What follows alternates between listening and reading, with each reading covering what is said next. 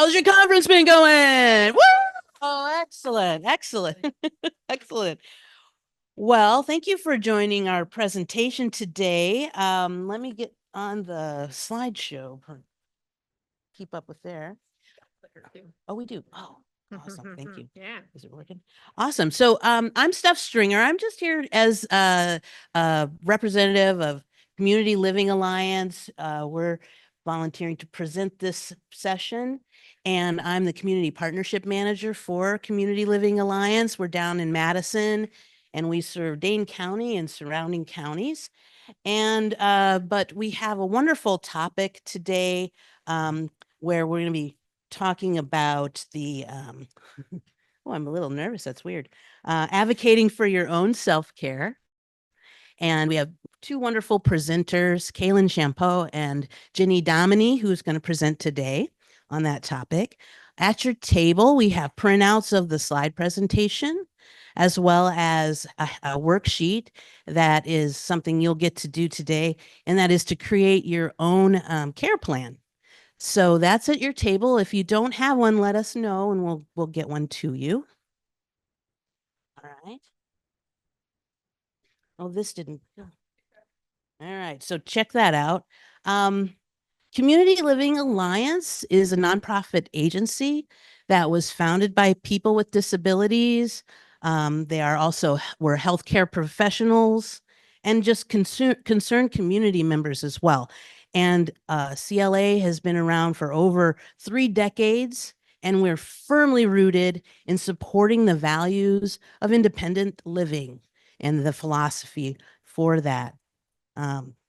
And I'm wearing our logo today. This is our logo. You might see it around. I wear this shirt and there's no words on it, and people ask, what is that symbol for? Well, our logo was also developed by those folks and borrowed from the I Ching philosophy for the well. And the idea, I'm just going to sum it up, but the idea around the well is that a well is a common place where people in the community will gather and they'll meet and take what they need from the well for sustenance and sustainment, as well as give back to the community. And so that's the idea around our symbol for the agency. And in case you see me wandering around, you can ask me what each line actually has a representation. But instead, right now, we're going to focus on today's session, and that is, what is that? Advocating for your own self-care. I need a little bit of that right now. So I want to introduce to you Jenny Dominy. She's began her career in the 80s in independent living. She helped build the first Illinois Center of Hartford, in Hartford, Connecticut, IL Center in Hartford, Connecticut, excuse me, and has been a lifelong advocate for people living in the community, and is the former director of local IL Center Access to Independence. And then this is Jenny Dominy. Everyone give a hand for Jenny. And then we also have Kaylin Champeau, who is also with Community Living Alliance, third generation social worker. Let's give a hand for that. Discovered CPS work while working at Access to Independence, and is working to develop more holistic care for people with MHSUD and other disabilities. So welcome to Kaylin, and I'm going to let you all take it away. All right. Thank you, Steph. All right, so just a little roadmap to tell us where we're going here today. These will be the topics that we kind of cover throughout our presentation. A little bit about why self-care is important, a definition of some self-determination and how it begins with self-respect, a discussion of recharging your battery and the different ways that we maybe go about doing that, types of self-care, and then creating your own self-care plan. So I wanted to talk a little bit at the beginning here about why self-care is important. I think it's important to talk about how it has a very individualized meaning. What it might mean to me might be very different than what it means to somebody else. Not only do I want to talk about self-care as something that's very individual and unique to the person, but also how it's not something that has to happen while you're alone. It's not something that you have to go away to do by yourself, that it's something that can also take place in community and with others. I think one thing that I have strived really hard to do on my team at CLA, where we provide mental health and substance use services, is a culture where we can engage in self-care as a team, creating an environment that's conducive to people engaging in those activities that help charge their battery up, and being able to do that with people as opposed to something like, oh, you should go away and take care of yourself and then you can come back. It should be opportunities for us to do those things together at times too. And then how this connects to advocacy.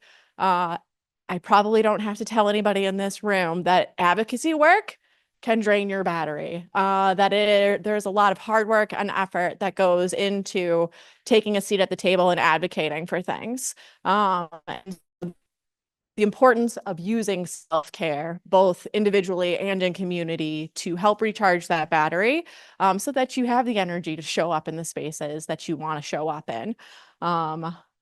So that's a little bit about why we chose our topic. And now I'm going to hand it over to Ginny to talk a little bit about self-determination.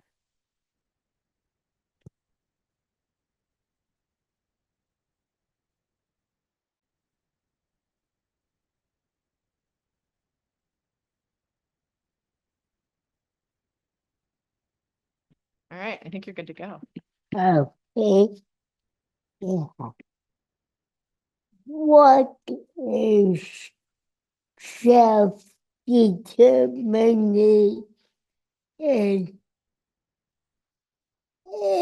it when you set a goal and bent on accomplishing that goal, whether it's getting a job, wearing what you want to wear, doing what you think is best for you. Self-determination begins with self-respect. You've got to respect yourself enough to set your goals and not let mom or dad or a counselor set them for you.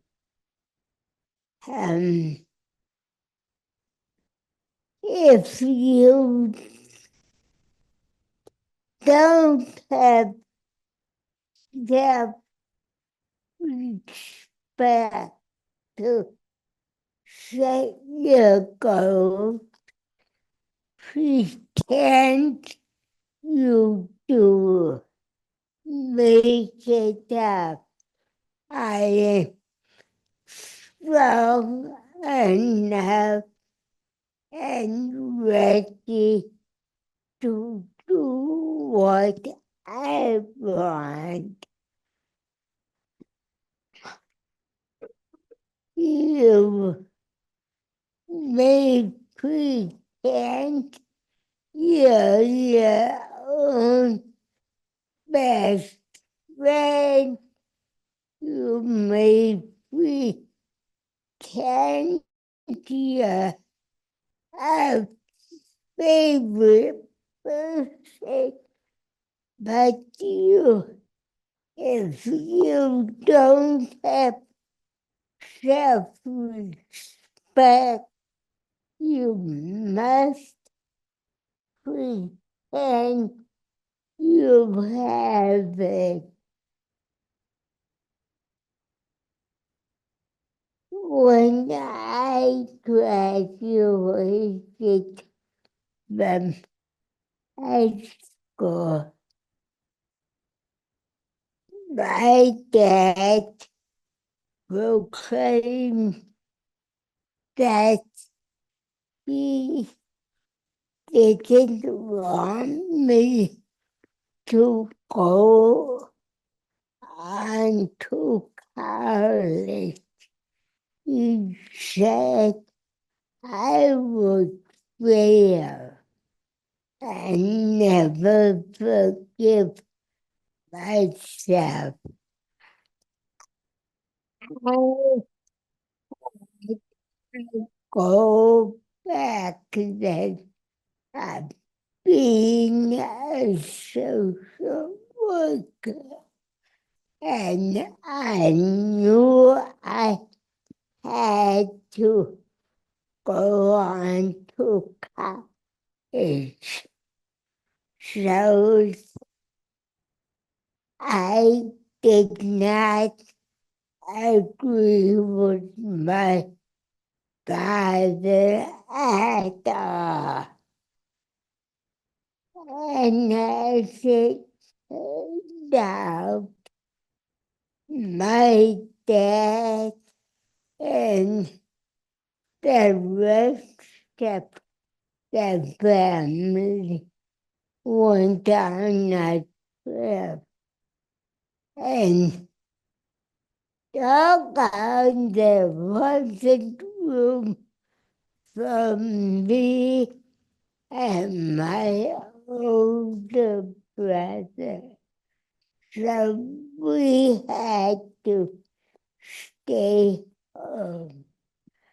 And that's when I began to path my own way.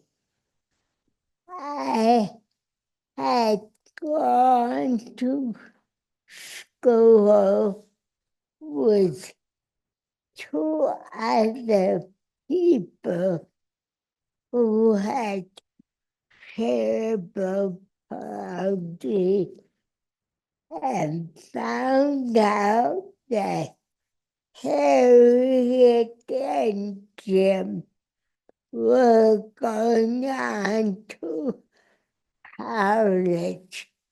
So I thought I if they could go, I could go too.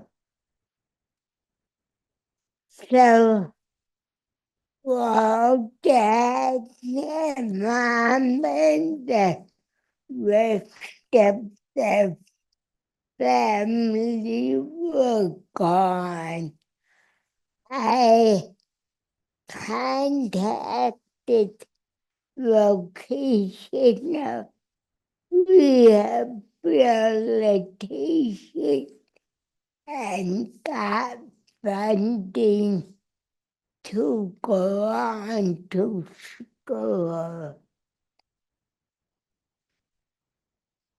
And in school, I failed one course, botany. I still don't know why a social worker has to take botany. But that failure was so good for me, 'cause I learned I could fail and get back up and make things right. And I did. I got my degree and I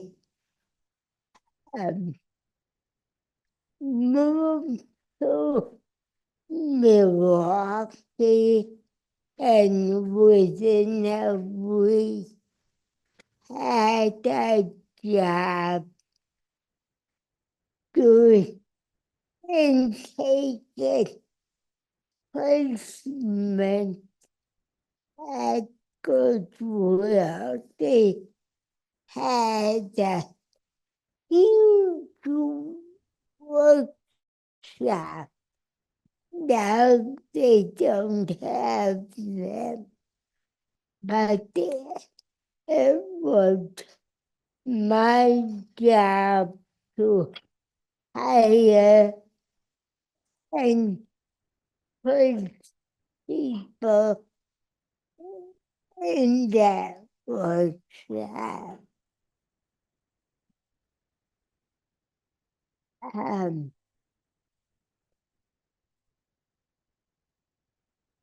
After a while, I got married and moved to Hawaii. My husband was stationed and was he was discharged. We moved around a lot, and I ended up in Connecticut, and I was hired to help with the national year of disability. This was kind of the beginning of a movement for disabled people, a movement that needs to happen again, I feel. And through that, it only lasted 1 year, and then I was hired to help build an independent living center, the first in Connecticut, and I love the work. I love getting people ready to take part in community living, not to live in a hospital and have no future. And along the way, I decided I needed a master's degree. And I could only afford to take one class at a time. I was working full time. I had a rebellious teenage child to raise, and I was by then a single parent. And I kept taking classes here. One day, a professor stopped me and said, "When are you getting out of here?" Another word, when would I complete my master's degree? And I said, "Oh, in about 100 years." And he pointed his finger and said, "No, you don't get to do it that way. We need you working with your masters." And he got me a grant so I could go full time for my master's. I was working full time, going to school full time, and I had my rebellious son to take care of. It was a lot, but I had self-determination, and I reached my goal. The key to success is self-determination. So now you got to decide what do you want and how will you get it. Thank you.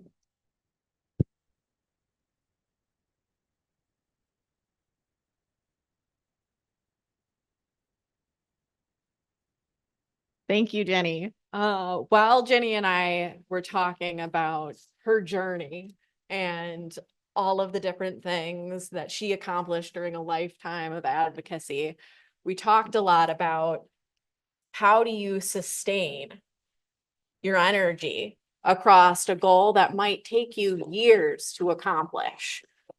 And one way that we talked about thinking about it was checking in with the level of charge you've got on your battery, thinking about your energy level for a day or a week as a battery, and noticing when our battery might be running low, and thinking about in advance some of those things that might help us charge it back up. What Drink more water. Drinking more water. Absolutely. You're getting to a point that we're actually going to get to. So perfect. One thing I think it's also good to think about in preparation for creating your own plan is some of those signs for yourself that your battery is running low. What are some of those early signs that like, oh, maybe I'm at half battery or maybe a little less than half? Sure, maybe you get wore out too easily. Or maybe you just start noticing you're a little crabby, or you have an idea? Or I notice like I'm not really a dramatic person, but I'll get pulled in or I'll start drama. You'll start drama. Tell my mom that I'm sorry. Hangry, absolutely. I heard sluggish. Feeling sluggish, absolutely. Let's say you work 5 days a week or even 7, how do you go from feeling by the end of like towards the weekend and more and like I go be, you know. Absolutely. If you know that you've got a long haul, something you're going to do for a whole week. You did awesome. That's why people are gonna come up to you Like afterward. really like, People are you gonna know, recognize I wake up like. you're the rock 6:30, star. 7 o'clock. It's kind of like, it's kind of like that thing in your head that, like, you've known for so long, because it's like, I know I have to be at work, like, say, 9 o'clock or something, so I would know how that's, like, every single day. Absolutely. So kind of knowing what the system you're going to have to navigate looks like. Yeah, absolutely. Absolutely. Those are all great. You have another example?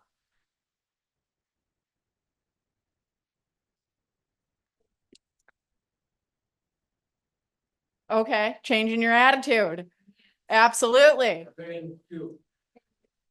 Absolutely. Thank you for all of those examples. And there's going to be another opportunity. I'm going to pick your brains for some more examples too. Okay. Yeah, we've got an activity coming up here. Okay. Nice. So we broke this down into 4 different areas of self-care. This is not by any means like every form of self-care that exists out there, but we broke it down into 4 main ones for the sake of time. The first one that Jenny and I talked about was self-care for our bodies. That gets at some of the points that folks were making about needing to drink water, eating regularly, moving, wearing clothes I like. I shared this photo of my daughter. This is her going to Chicago outfit. I'm a firm believer in letting people pick out what they want to wear, what they feel good in, what they feel confident in. And that's one way we can take care of our bodies. Getting enough sleep, going to the doctor or the dentist, resting, eating healthy foods. Steph, can you be my microphone person while I'm going to write some more ideas up on these sheets? I'm curious what you guys have to share. So, ideas about what you can do for self-care for your body. Go. Who's got an idea? An idea. Literally right here. Fine.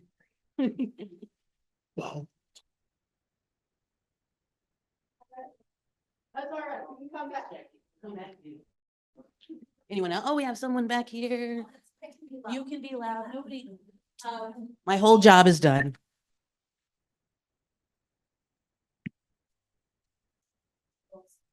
So it's me in the garden and hearing the birds, the trees, the wind, putting me in my more mindful place. Yeah, very nice. Yes. Excellent. Excellent. Any other self-care for our bodies? I remember my working out. Bathing, That's a good one. bathing, absolutely. I'm a firm believer in a good bathroom shower. Angela, how about you? Outside more. What's your idea? Okay. I'll let her catch up first. That's a good one. Say it louder. Getting outside more. For the diabetics, they need to check their glucose on a regular basis. Okay, Felicia. What do you got?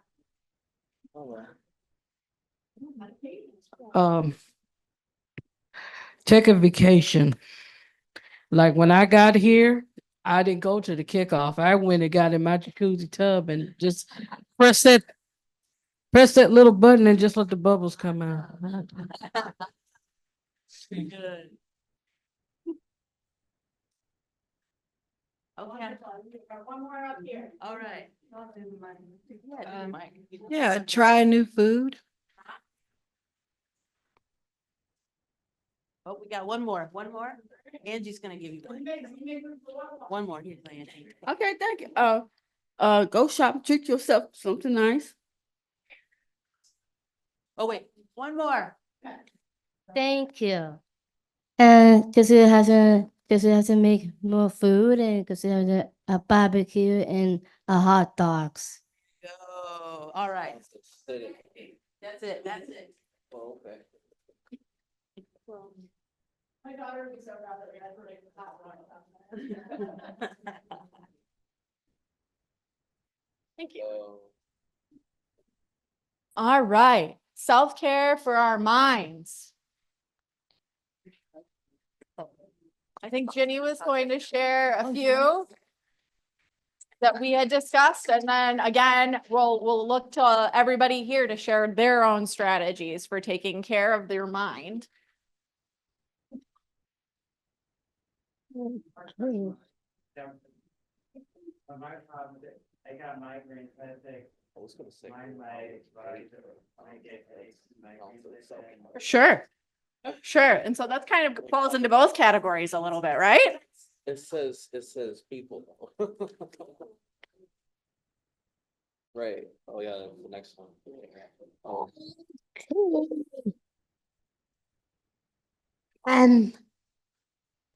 Self-care for the mind.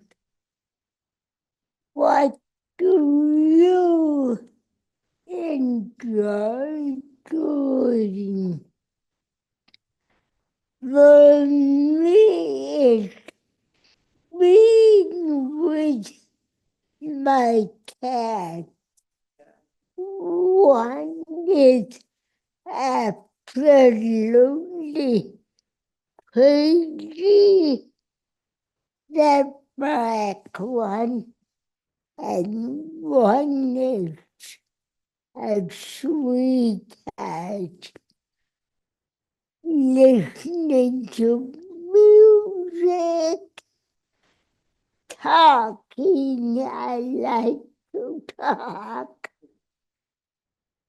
I also enjoy trees. I have always loved trees all my life, and I like to watch birds. I find birds fascinating, and they really have attitude. They're fighters. What does your mind need? It needs your own gentleness. It needs laughter. And it needs your kindness. Your mind needs fun. Whatever fun is to you. Going to a movie, reading a book, taking a walk. Sometimes your mind and you need help, and you deserve to get that help from a doctor, from a therapist. We've all been through a lot. Being disabled is no easy life. So a therapist can help if it when you need one. And you need to find some way to complete relax from me acupuncture does that. But for you, it may be taking a walk, just taking outside and enjoying nature. You need to find something to quiet your mind and relax. Thank you, Jenny. Now I'd like to open it up to everybody to share the ways they like to practice self-care for their minds, and I can add them to the next. Thank you. You're the best. Trying. What do you think? Self-care? Trying to participate.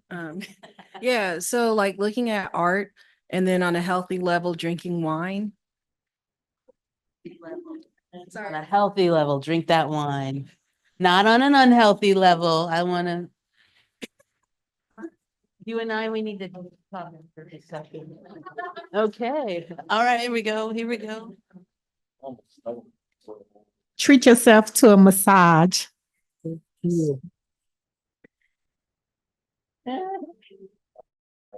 Nice. My 10-year-old would be mad if I didn't mention video games. Escaping into the.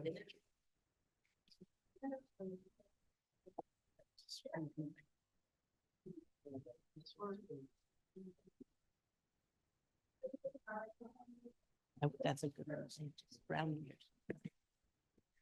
Having your idea of fun. Having your idea of fun. I learned the word grounding, but I forgot what that really means, but grounding. So grounding yourself. That's a good one. Very good. But the pets, I have 2 cats and now there's dogs or whatever, so that's self-soothing. Soothing, hanging out with your pets, your dog, your cats. That is good for your mind. Here we go.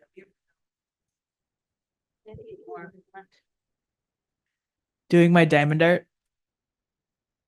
Doing some artwork. Diamond art. What's that diamond? I have to talk to you after the session too. I think cleaning my room or my workspace. I feel like if I have a clear space, I have a clear mind. Here we go. Sometimes take an afternoon nap. Napping. I love that. I can nap like an Olympic athlete. All right.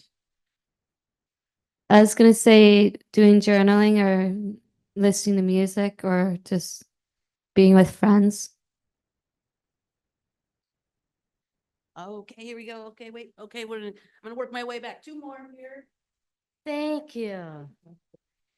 Hey, it's me, Sarah Carrera, and I clean in my room, and I clean in my bed, and I got that and my mother cleaned under in my bed. Yeah. Cleaning that space. Okay, 2 more, and then we're gonna go to the next topic. Yes. Crocheting or knitting. Yes. All right, I can take 1 more. You. Abby. I'm listening to music. Excellent. Oh, you. Of course you can. Having something with sugar. Oh, no. You need to meet up with the wine person over here. Just kidding. Sugar wine, just teasing everyone. All right.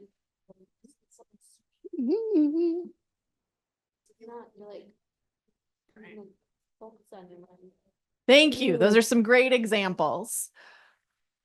That brings us to self-care for our relationships. Something I think is really important to mention when thinking about self-care for our relationships is that we get to define our own relationships. We get to decide what that means to us, and what relationships are important to us in our lives. So for some people, that might be parents or a boyfriend or a girlfriend or a partner. It might be kids. It might be pets. It might be best friends or friends you just met. So really thinking really broadly about relationships and what that means to you. Allowing others to do something for you. This is one I have a hard time with. Calling a family member, making time to be with friends, doing activities that allow you to make new friends, spending time with animals. So I'm curious to hear some of your ideas about how you use self-care in relationships. Everybody's hands goes up. Okay, here we go. Hanging out with my brother. Oh, here we go. To me, I always love hanging out with friends, especially those who I've always been closest to, and because like 2 years ago, I lost a brother. He and I were like close, so yeah, he was 33, very young, but anyways, so I try to find ways to like keep his spirit alive. That so like you like my favorite thing is I always love going to movies. I'm a movie going girl, so I created this. So I have this one great friend who's been sort of developed into like a brotherly friend of mine. So it's kind of like, my brother's gone, but it's like I created this new friend who's kind of like being like a brotherly friend. So yeah. That's beautiful. Connecting with your brother, your sister, creating brotherhood and sisterhood. Thank you very much. And because I got my boyfriend, Wesley Adams Awesome. I like him because he's hot, he's cute. Yep. I love him. I can kiss him. Time smooching is a good way to build some relationships. That's one way to do it. Okay, listen. All right, this can go on. If you do, it's gonna take a while for me to talk to. I was gonna say, a lot of people do this, but taking time out of your own schedule to just sit and listen. Because other people, like, they will listen, but then they're talking about what is important to them, and with sometimes it really takes the talent to just that and just stop and listen. Because even though what you have to say is important, it's may not be important to the person that you're talking to at times, or you can find a way that it kind of relates more to what they want to, but sometimes you just have to let them talk as much or as long as they want to. It's very wise words. All right, did I see a hand over here? Okay, here we go. I like to be healthy and I lose some weight. I nap a lot because I like to be like get some headaches. I like to hang out with my brother-in-laws and I like to hang out with my family and my parents. Thank you. Spending good quality time. Communicating with family. Got to stay in touch with mom. I'm a mom. I need my kids to call me. Volunteering. We got some more over here. Participating again. All right. Yeah, so piggybacking off the other lady, what she was saying. So just sitting with my son, he doesn't really like to say much or do much, but sitting there is enough for him. So yeah, that just sitting there. Yeah. Grandparents. Grandkids. Yeah, spending time with the grandkids. Yeah. Yes. Yes. Believe parents need you to be picking up the grandkids and giving time. Where we at? Relationships. Yeah. Wait a minute, finding, be a friend first, you know, to the opposite. The opposite, yeah. That's very good. Being a friend first. Nice. Okay, we're out of space. Do you have one more? All right. Oh, you can, go ahead. You go ahead.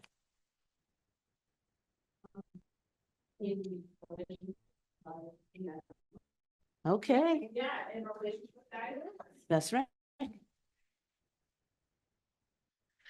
My family is cuddle people. Whether it's friends or not, I don't know if anyone saw me yesterday. I wore the Free Mom Hug shirt. I still do. I mean, when I'm not in the shirt. So we're very cuddly, affectionate.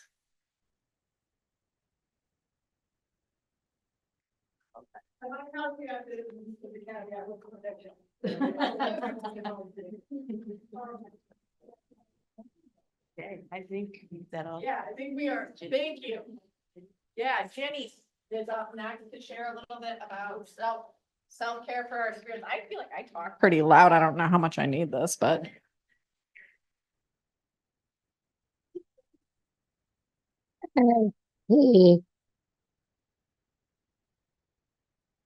Yeah, for you spirit often get ignored. Find worship that works for you. What works for your parents may be different than what works for you.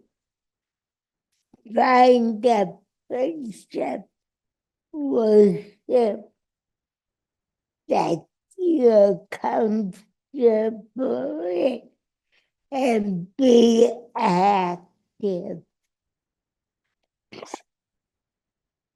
A lot of people turn to nature, a walk in the woods out in a park or by a lake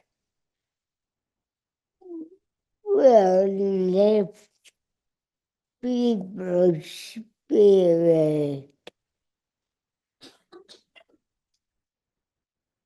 Find that time to meditate and pray and make it a routine. At 7 o'clock every morning,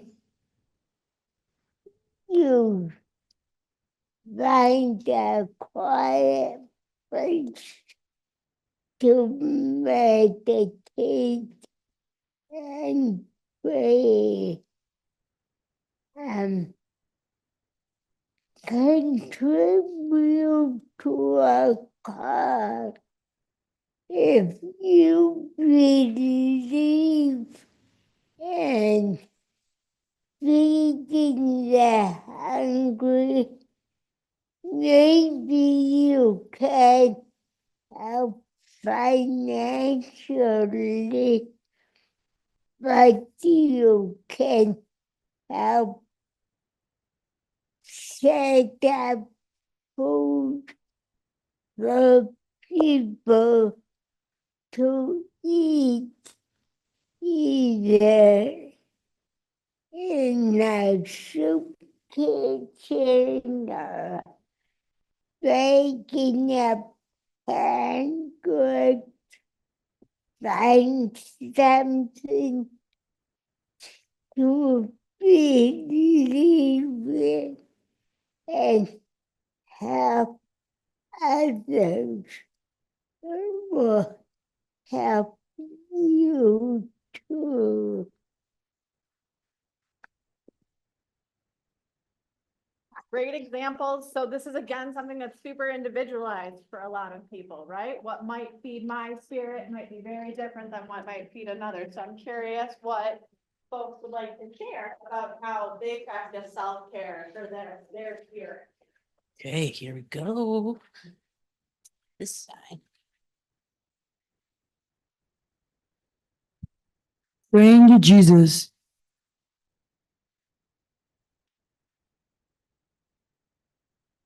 Music.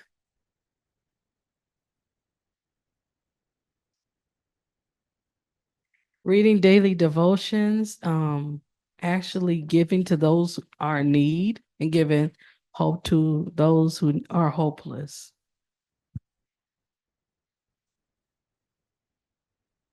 But she said music, but singing and listening to music. Enjoy it. Finding good people in your lives. Finding good people in your life. I do morning swims by the lake in the summer. You're immersed in your energy in the water. Yes. Thank you.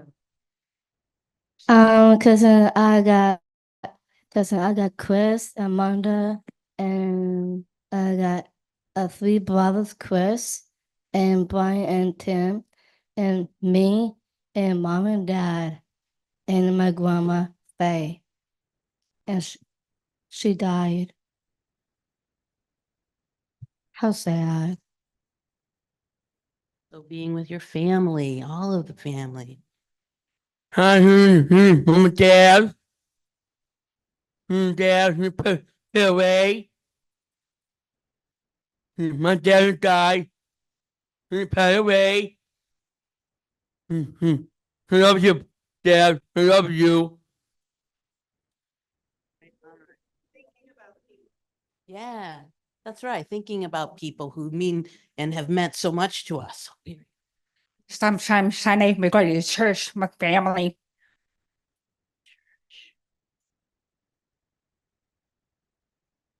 Volunteering. Hearing, giving of yourself. Writing my music from my heart, even if other people don't like it, and even sometimes saying instead of putting by Crystal, and I put by Dreamer Girl, which was my grandma's nickname for me before she died of ovarian cancer, but I still use that nickname. Getting in touch with your creative self, writing songs, or music, or poems. How about singing in a choir? Like whether it's church or in a community. I love the choir that I'm in. Your voice mixed with other people's voices in song. Hi, my name is Megan Lusk, and I like doing a lot of good things. Okay, we got a couple more. Let me see. I'm near you. I'm gonna go over there. Yeah, listening to the water, like being at the lake, or listening to like worship songs. Okay, here you go. Did you have one? I'm sorry. Oh, you're on. Didn't Didn't you raise your hand? But I can give you Give me one. one anyway. For spiritually, the one thing that I find with people with, such as myself, with disabilities, are they meeting the need?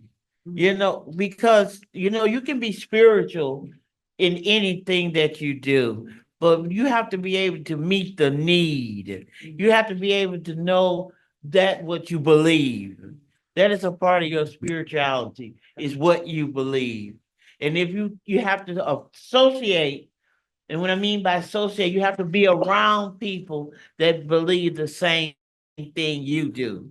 So that's what makes it easier for your spirituality. Don't get involved in something you don't understand. That's true. That's true. And just being around people who believe what you believe is, that's right. All right, here we go. I think this is a big one for us, especially since we don't see our friends a lot that have disabilities. Being around our friends that have disabilities is, I know for me, 'cause I know Stephanie always makes me smile. Seeing her every year, as well as my friend Austin and all the service dogs. Can't forget them. Awesome, thank you. I like seeing so much what everybody has shared. Wow, what an amazing list. So what you'll notice is that there's some overlap between these categories, and that's okay because there isn't a wrong way to practice self-care. It's, you know, back to that how it is it's yours, and it's up to you to define for yourself what helps charge that battery, what helps fuel you, what helps you care for yourself and for the people that you care about. All of this also connects to our hopes and our dreams. So you'll notice on the self-care plan on your table that there's also a section to outline some of your hopes and your dreams. Having goals for ourselves, as Jenny mentioned, is a great way to fuel ourselves for the work that we're doing. To remind ourselves what we're striving towards, what we want for our future, and why it's important to take care of ourselves now so that we can get there. So some ideas that we had for hopes and dreams, and I'm sure all of you will have many more that you could add. Expanding accessible spaces, more playgrounds that are built for everybody, getting married, building new relationships, maybe seeing the Northern Lights. That's mine, and I keep falling asleep. Like, I just can't do it. Like someday though, someday. Visiting Mount Rushmore, going to Disney World or Disneyland, creating more peer-led mental health spaces, having your own apartment or buying a house. So these are just some examples of dreams that, you know, some people have, and I'm sure, like I said, that there are many that we could add. What I'd like to do is use our remaining 15 minutes to give everybody here some time to work on your own self-care plan. We will be walking around. Feel free to come and ask questions, or to elaborate, or to go to our awesome lists over here where we have lots and lots of great examples. So I'm going to give you some time to do that. Yeah. Letting people who don't have a voice share their ideas when they share with me, sharing them with other people. Absolutely. It is if I have their permission, right? But people, they want to say something, but they can't. So I know a way that in a way that I can help, like, or sometimes like some of my friends will be like, especially Cindy Benjamin, one time she was trying to think of a word and me doing words. So there are markers and colored pencils, pens at your table. Feel free to use all of those. We also do have some large print versions of the plan. So if you need more space or want to draw instead of write, we got options. Sometimes they want to say something, but they don't have the voice to it, or know how to do it at all. So they rely on their other friends. Like, I know there's a bunch of people who autism who can't talk. So that girl. Ask them. Hey, Get it. we did it.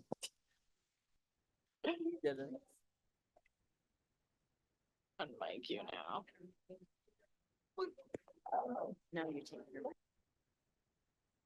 I wanted to make one final announcement to remind people about the surveys on the table. Please provide us any feedback.